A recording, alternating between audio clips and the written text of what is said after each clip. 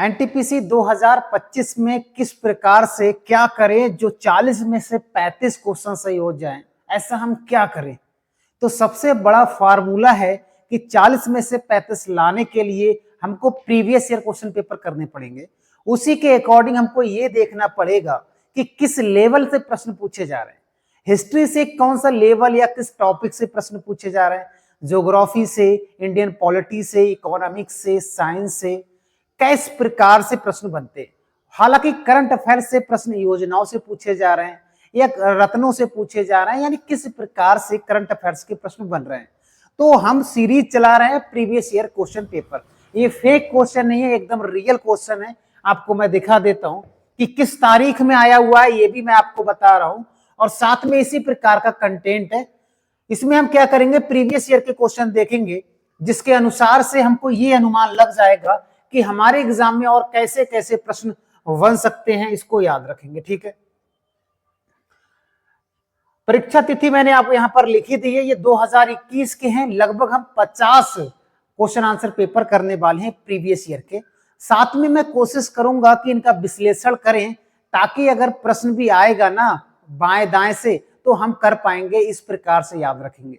चलिए तो हम स्टार्ट करते हैं बिना कुछ देरी के। बहुत शानदार होने वाला है और आपके लिए बहुत ही हेल्पफुल होगा ये वीडियो, अगर आप इसको पूरा देखते हो तो। साथ में पीडीएफ भी आपको प्रोवाइड कराया जाता है। ये कहां से मिलेगा, ये वेबसाइट से मिलेगा, इसके अंत में बता दिया जाएगा। ठीक है, चलिए पहला प्रश्न है हमारा, परमाणु ऊर्जा अधिनियम नाभिकीय शक्ति उत्पादन के निजी और नियंत्रित को या नियंत्रण को प्रतिबंधित करता है। कि नाभिकीय शक्ति जो उत्पादन है इसको प्रतिबंधित कब किया गया था, पहली बार 1962 ईस्वी में। इसका सही आंसर भी है। अगर मान लो 1962 ईस्वी में पूछा जाए सर और क्या हुआ था, तो सबको पता है इसमें भारत और चाइना के बीच में युद्ध हुआ था। भारत और चाइना के बीच में युद्ध हुआ था, जिसके कारण जो लद्दाख था, लद्दाख का पूर्वी भाग पर कब्जा कर लिया। क्या पूर्वी भाग पर कब्जा कर लिया था मेरे भाई, जिसे हम अब किस नाम से जानते हैं, इसे वर्तमान में हम अक्साई चाइना के नाम से जानते हैं। किस नाम से, अक्साई चाइना के नाम से हम लोग जानते हैं। ये आज भी हमारे पास में नहीं है, ये चाइना के पास में है। जैसे मैं यहाँ पर बना देता हूँ छोटा सा एक मैप, इसको ध्यान करने के लिए। ये भारत का उत्तर का मैप है। अगर मैं यहाँ पे कहूँ कि ये वाली जो लैंड है ना, इसके इस तरफ वाला, ये वाला किसके भाग में है, तो है तो भारत का ही हिस्सा, लेकिन वर्तमान में ये चाइना के पास में। इसी को अक्साई चाइना के नाम से जानते हैं, मैं ये बताना चाह रहा हूं। ठीक है, इसी प्रकार से इस तरफ भी ये वाला जो भाग है, ये वाला भाग भी आज हमारे पास में नहीं है, क्योंकि ये भी पाकिस्तान के पास में है, जिसे हम पीओके के नाम से जानते हैं, पाक अधिकृत कश्मीर के नाम से जानते हैं। ठीक है, तो इसका सही आंसर हो जाएगा 1962। नेक्स्ट प्रश्न हमारा, प्रसिद्ध कविता थी खूब लड़ी मर्दानी की रचना किसके द्वारा की गई थी। खूब लड़ी मर्दानी वह तो झांसी वाली रानी थी। बहुत सुना होगा आपने, छोटे पर ये किताबों में बहुत लिखा हुआ मिलता था। तो ये किसने लिखा था, तो इसका सही आंसर हो जाएगा सुभद्रा कुमारी चौहान ने लिखा था। क्या, खूब लड़ी मर्दानी वह तो झांसी वाली रानी थी।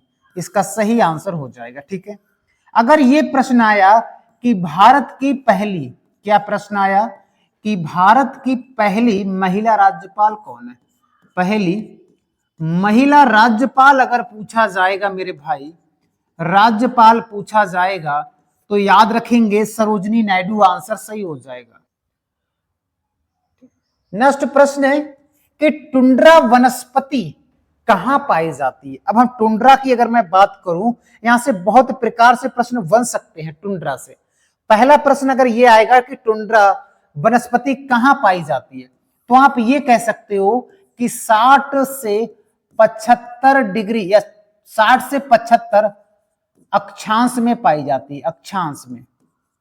ठीक है, 60 से 75 डिग्री अक्षांश में पाई जाती है, यानी हम ये कह सकते हैं ठंडो प्रांतों में पाई जाती है, ठंडे प्रांतों या क्षेत्रों में पाई जाती है। अब आप ठंडो का मतलब अब ठंडे ना हो, तो आप ये कह सकते हो ऊंचे ऊंची जगहों पर भी पाई जाती है। यहां पर अल्पाइन वनस्पति पाई जाती है। कौन सी? अल्पाइन वनस्पति पाई जाती है मेरे भाई। ये ठंडी जगह में पाई जाती है। अगर मैं कहूं कि बताओ भैया दुनिया में कहां पाई जाती है टुंड्रा सबसे ज्यादा, तो आप आंसर लगाओगे अलास्का। क्या लगाओगे? अलास्का। आप लगाओगे ग्रीनलैंड। क्या लगाओगे? ग्रीनलैंड। आप लगाओगे ऑप्शन में प्लस रूस या सोवियत संघ कह सकते हैं। आप लगाओगे नॉर्वे। आप लगाओगे स्वीडन। आप लगाओगे फिनलैंड। तो ये जो देश है फिनलैंड, ये जो देश है यहां पर बर्फ ही बर्फ, आधे से ज्यादा क्षेत्रों पे बर्फ पाया जाता है और इन क्षेत्रों में टुंड्रा वनस्पति पाई जाती है। इसको हमें याद रखना है। दुनिया में पूछा जाएगा तो ये क्षेत्र हो जाएगा। अगर भारत में देखा जाए तो सबसे ज्यादा ऊंचा स्थान कहां पर है? हिमालय में भैया। तो मैंने बोला ना ऊंचे स्थानों पर ठंडे क्षेत्रों में पाया जाता है क्या? टुंड्रा वनस्पति। याद रखेंगे। यहां पर एक जनजाति पाई जाती है टुंड्रा वनस्पति में, इसको एस्किमो जनजाति कहते हैं। क्या कहते हैं? एस्किमो जनजाति कहते हैं मेरे भाई। ये बहुत इंपॉर्टेंट है जो पाई जाती है टुंड्रा प्रदेशों में। नेक्स्ट बढ़ते हैं। अगर मैं यहां पर बात करूं, एक प्रश्न बहुत आता है वेस्ट बंगाल को, सॉरी पश्चिमी घाट को लेकर, कि पश्चिमी घाट को किस नाम से जानते हैं? तो सह्याद्री के नाम से जानते हैं। पहला प्रश्न। दूसरा प्रश्न यह है कि पश्चिमी घाट की सबसे ऊंची चोटी का नाम क्या है? तो अनाई मुदी है। क्या नाम है? अनाई मुदी है, जो केरल राज्य में पड़ती है। ये दक्षिण भारत की भी है मेरे भाई, प्रायद्वीपीय भारत की भी है मेरे भाई, और पश्चिमी घाट की भी है। और याद रखेंगे एक प्रश्न बहुत ज्यादा इंपॉर्टेंट है मेरे भाई, पश्चिमी घाट में ऐसे लिख सकते हैं जैव विविधता, सीधे लिखो आप। जैव विविधता अगर कभी पूछा जाए भारत में सबसे ज्यादा कहां पाई जाती है? तो वेस्ट बंगाल, सॉरी वेस्ट घाट, वेस्टर्न घाट पर पाई जाती है। वेस्ट बंगाल बार बार आ रहा है। वेस्टर्न घाट में सबसे ज्यादा जैव विविधता पाई जाती है, क्योंकि बारिश की अगर मैं बात करूं तो भारत का सबसे ज्यादा बारिश वाला क्षेत्र यही है। आप कहोगे फिर मासिरराम चेरापूंजी क्या है? वो दुनिया में भी है और भारत में भी है, लेकिन एक ज्यादा एरिया है ये वेस्टर्न घाट, जहां पर 16 घास के मैदान पाए जाते हैं और हरी भरी चीजें ज्यादा पाई जाती हैं। बायोडायवर्सिटी कभी पूछा जाएगा तो वेस्टर्न घाट ही लगा के चले आओगे। ठीक है, बाकी नेक्स्ट प्रश्न होगा कि बताइएगा मेरे भाई, भारत में नाभिकीय ऊर्जा का उपयोग करके विद्युत उत्पादन में शुरू किया गया था कब? तो याद रखेंगे 1969 ईस्वी में। याद रखेंगे इसी वर्ष इसरो की स्थापना भी हुआ था। इसरो की स्थापना भी कब हुआ था? तो इसी डेट को हुआ था, विक्रम साराभाई के द्वारा किया गया था। ठीक है ना, ये भी प्रश्न हमारा याद रखेंगे, ये भी प्रश्न कई बार पूछा जाता है। उसके बाद नेक्स्ट बढ़ जाते हैं।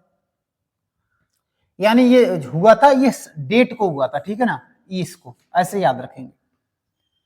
नेक्स्ट प्रश्न है मेरे भाई, निम्नलिखित में से किसके द्वारा 1990 में, अगर ये प्रश्न नहीं दिखा है आपको पीडीएफ दे दी जाएगी, उसकी टेंशन नहीं लेना, मैं बोल रहा हूं, द्वारा 1990 में किसी देश की समग्र सामाजिक एवं आर्थिक उपलब्धि में मापन हेतु, याद रखेंगे, सामाजिक और आर्थिक उपलब्धि के मापन हेतु एक सांख्यिकीय सूचकांक के रूप में मानव विकास सूचकांक का सृजन किया था किसने?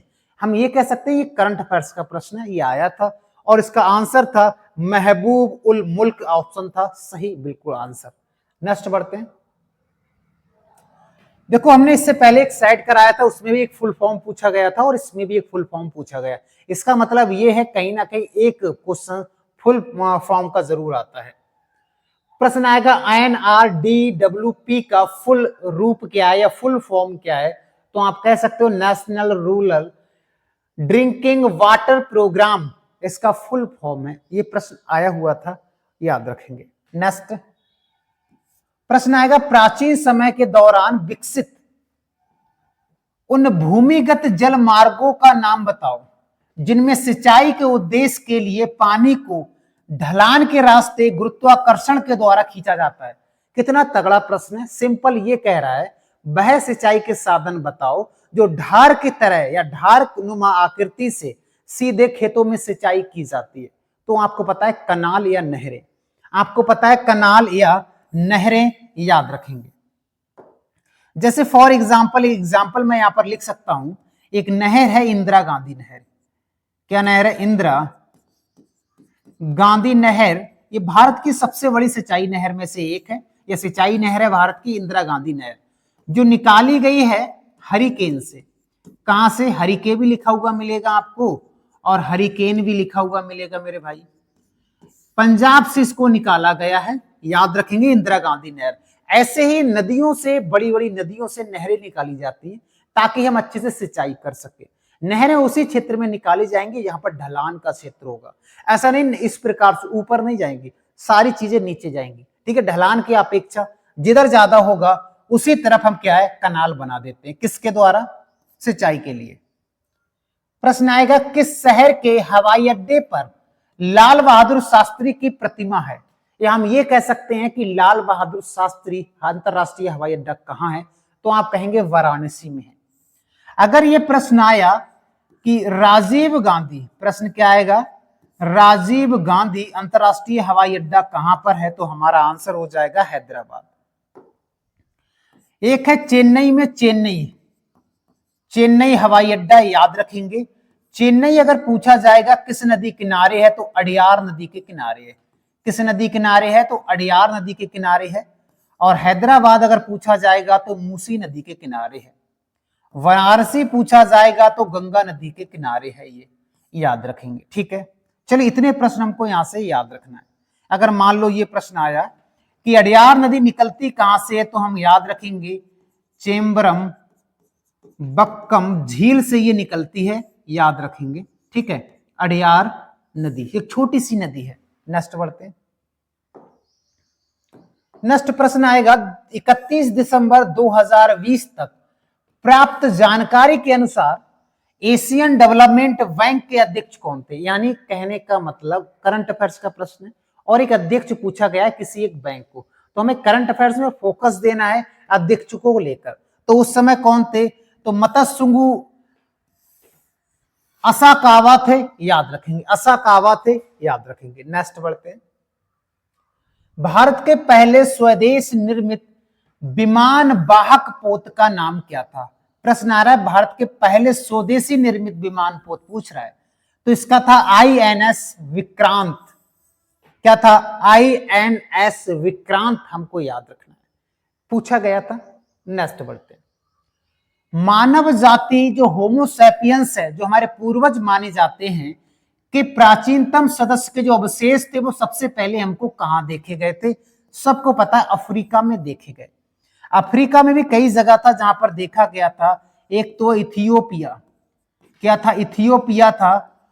और कांगो क्षेत्र में भी देखा गया है। कांगो क्षेत्र, इथियोपिया, इन क्षेत्रों में सबसे पहले मानव का साक्ष्य देखा गया है। ये हम याद रख सकते हैं, ठीक है। और एक अफ्रीका एकमात्र ऐसा महाद्वीप है जिससे 3 रेखाएं होकर गुजरती हैं, कर्क रेखा, मकर रेखा और भूमध्य रेखा। एशिया महाद्वीप क्षेत्रफल की दृष्टि से और जनसंख्या की दृष्टि से सबसे बड़ा है।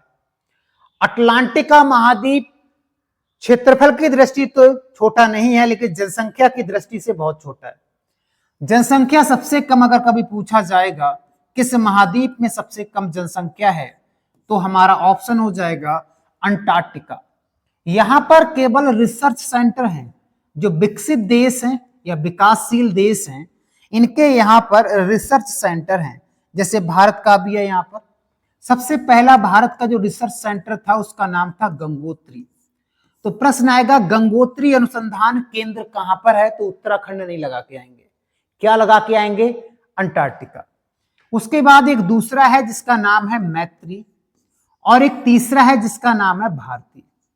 ये 3 रिसर्च सेंटर हैं अंटार्कटिका में। अंटार्कटिका एक महाद्वीप भी है, महासागर भी है, याद रखेंगे। नेक्स्ट बढ़ते हैं। मानव अधिकारों की सार्वभौम घोषणा की मसौदा समिति के अध्यक्ष कौन है? याद रखेंगे, संविधान की मसौदा समिति नहीं पूछा है, संविधान की मसौदा समिति नहीं पूछा है, इसने पूछा है मानव अधिकारों की सार्वभौम घोषणा, ठीक है। तो इसका आंसर हो जाएगा एलेनोर रूजवेल्ट, याद रखेंगे, ठीक है, एलेनोर।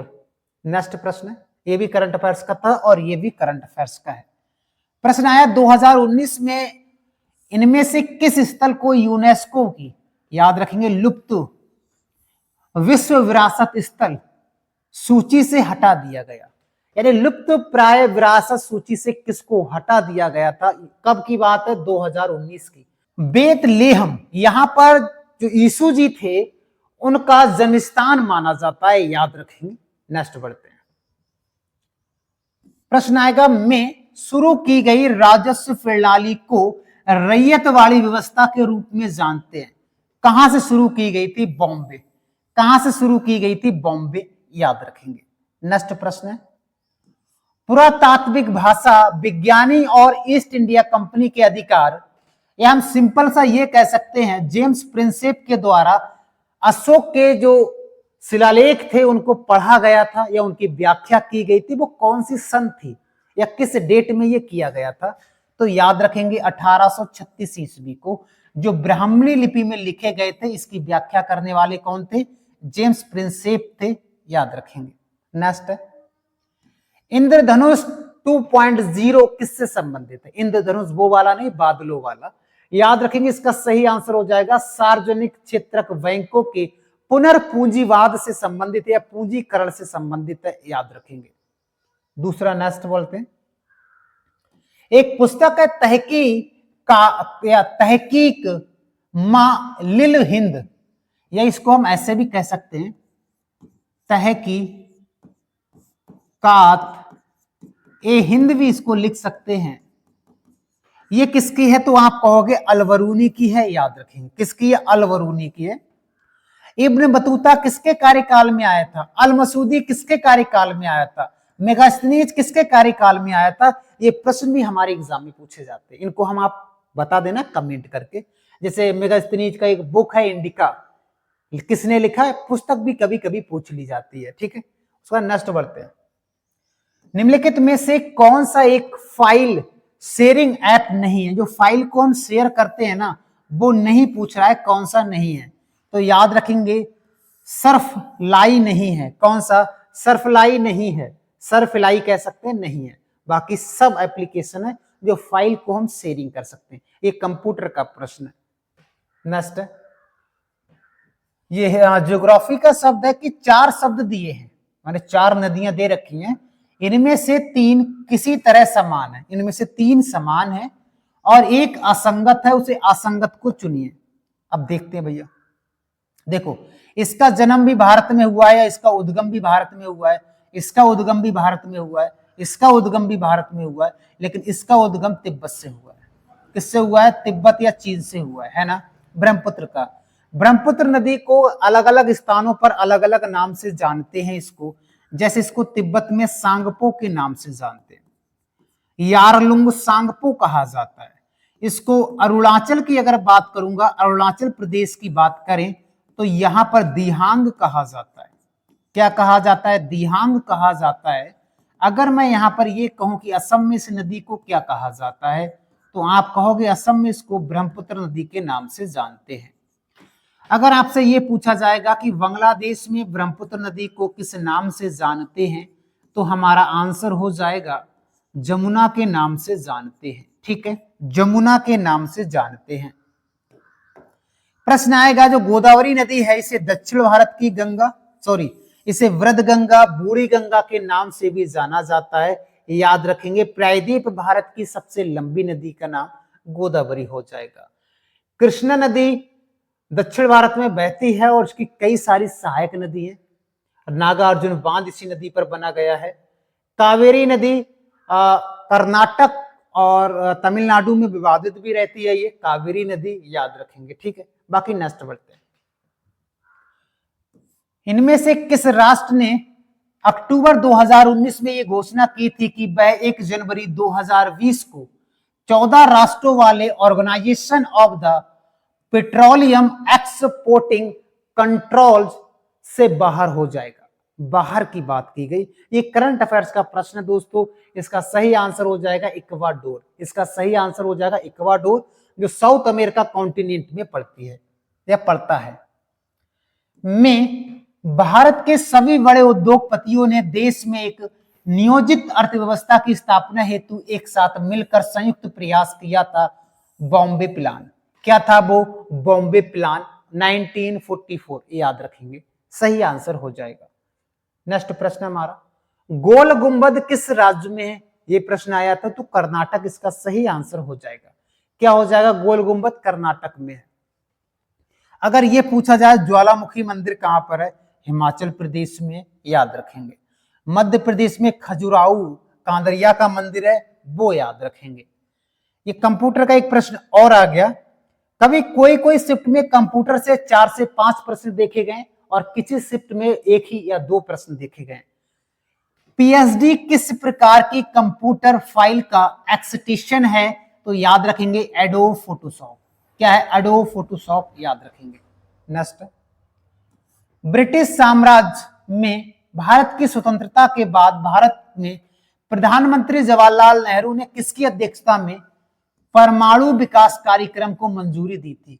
किसके अध्यक्षता में? तो याद रखेंगे होमी जे भामा। ठीक है, होमी जे भामा इसका सही आंसर हो जाएगा।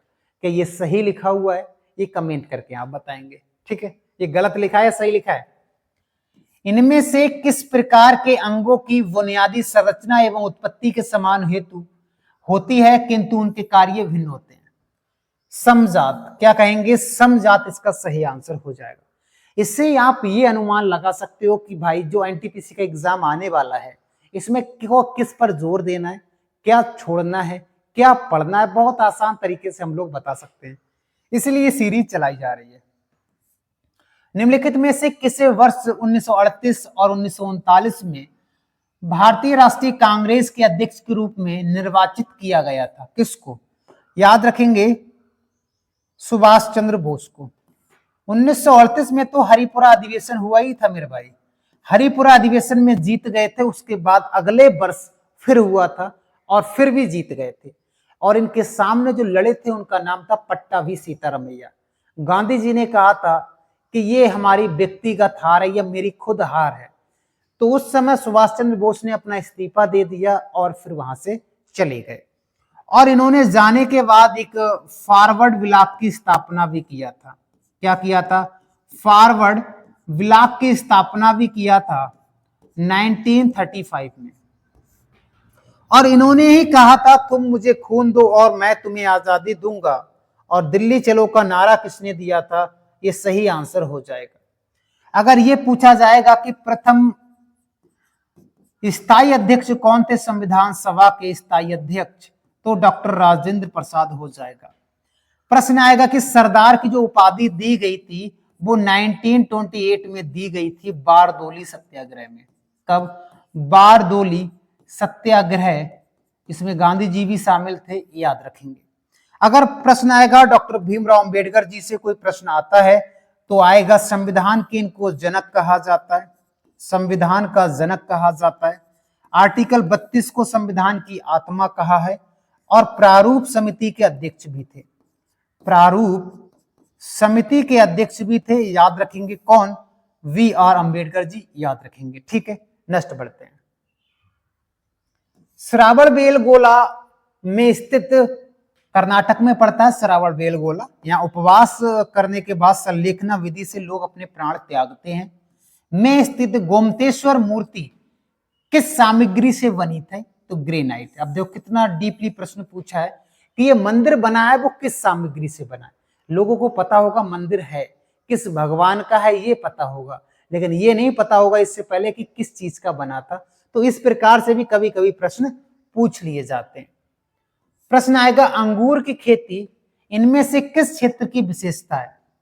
तो भूमध्य सागरीय प्रदेश।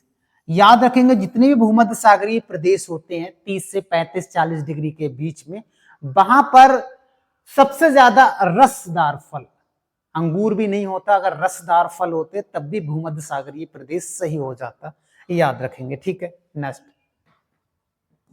बाणभट्ट किस राजा के दरबारी थे? हर्षवर्धन। किसके दरबारी थे? हर्षवर्धन, याद रखेंगे। समुद्रगुप्त को भारत का नेपोलियन कहा जाता है, यह भी प्रश्न मैंने बता दिया था। और अशोक ने पहली बार शिलालेख और स्तंभ लेख की रचना किया था या उनको लिखवाया था, याद रखेंगे। नेक्स्ट बढ़ते हैं। जनवरी 2021 तक प्राप्त जानकारी के अनुसार भारत में यूनेस्को विरासत स्थलों की संख्या कितनी थी। अब आपने देखा लगभग हम सेट समाप्त कर चुके हैं। अभी प्रश्न कितने बचे? अब यहाँ 6-7 प्रश्न है। आपने देखा कोई ढंग का प्रश्न नहीं आया, सब्जेक्टेड वाइज कोई प्रश्न नहीं आया अभी तक, लेकिन जो इससे पहले किया था उसमें बहुत इंपॉर्टेंट प्रश्न थे। लेकिन इसमें आप देख रहे हो कोई प्रश्न का तुक ही नहीं लग रहा है। यूनेस्को का कितना शामिल है वो हमको याद रख के जाना है।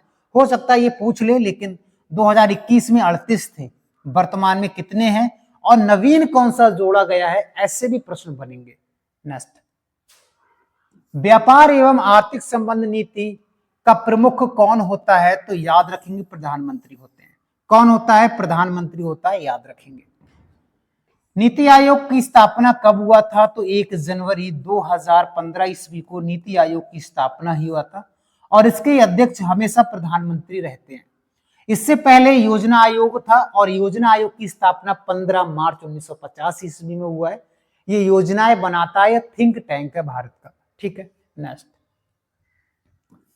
निम्नलिखित में से कौन सा ग्रेगर मॉडल या मेडल के वंशानुगत सिद्धांत के अंतर्गत नहीं आता है? दोस्तों नहीं लिखा है, क्या लिखा है? नहीं आता है। तो हमारा आंसर हो जाएगा बायोपिक्स का सिद्धांत, लॉ ऑफ बायोपिक्स, याद रख लेंगे। ये प्रश्न ऐसे ही पूछे जाएगा। ठीक है, नेक्स्ट, यूएन द्वारा किस दशक को अंतरराष्ट्रीय पेयजल एवं स्वच्छता दशक के रूप में नामित किया गया था? तो याद रखेंगे 1981 से और 1990 तक, याद रखेंगे 90 तक। ठीक है, नेक्स्ट, किस वर्ष में लिखा है? ने वर्ष 2003 के दौरान एथलीट्स आईएएफ विश्व चैंपियन में स्वर्ण जीतने वाले प्रथम भारतीय होने का गौरव किसको शामिल था? अंजू बॉबी जॉर्ज को। किसको था? तो अंजू बॉबी जॉर्ज था, याद रखेंगे। नेक्स्ट बढ़ते, 1985 में असम समझौता हुआ था में नई दिल्ली में और एएएसयू असम स्टूडेंट यूनियन के नेताओं के बीच हस्ताक्षरित समझौता ज्ञापन हुआ था। वो कौन था? राजीव गांधी। कौन थे? राजीव गांधी, याद रखेंगे। ठीक है, प्रधानमंत्री थे। स्वतंत्रता पूर्व भारत में किस आंदोलन ने कपास उत्पादन का या को प्रोत्साहन दिया? कपास उत्पादन सबसे ज्यादा कीजिएगा। ये कब किया गया था? तो स्वदेशी आंदोलन के दौरान। कब किया गया था? स्वदेशी आंदोलन के दौरान, इसको याद रखना है। ये था हमारा अंतिम प्रश्न। हमने आज बहुत स्पीड से बताया। हमको ये लेवल जो आज इस सेट में आया, ये लेवल थोड़ा टफ था। जो पहले वाला देखा था ना, वो बहुत अच्छा सेट था। अब आगे एक नया सेट लेके आएंगे, डेली एक नया प्रीवियस ईयर क्वेश्चन पेपर लेके आते हैं, जिससे आप ये डिसाइड कर पाओगे कि लेवल क्या है, एग्जाम में कैसे लेवल बदलता है। क्योंकि आप अगर प्रीवियस ईयर का प्रश्न लगा के नहीं जाओगे तो आपको कैसे अनुमान लगेगा कि प्रश्न कैसे पूछे जाते हैं भैया। किस प्रकार से हम तैयारी करें, क्या छोड़ें, क्या पढ़ें, ये कैसे पता लगाओगे जब तक हम पुरानी चीजों को ना देखें। इसलिए ये सीरीज चलाई जा रही है। ज्यादा से ज्यादा सपोर्ट कीजिएगा। अगर चैनल पर नए हो तो चैनल को सब्सक्राइब भी करना है मेरे भाई। और ये पीडीएफ कहाँ से मिलेगा? तो वेबसाइट पर आप जाओगे, गूगल या क्रोम पर आप जाओगे और वहां पर लिखोगे gsyvisnusir.com।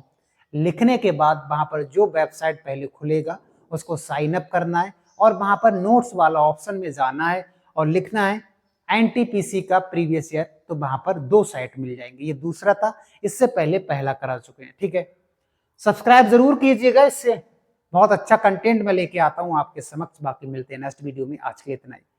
जय हिंद दोस्तों।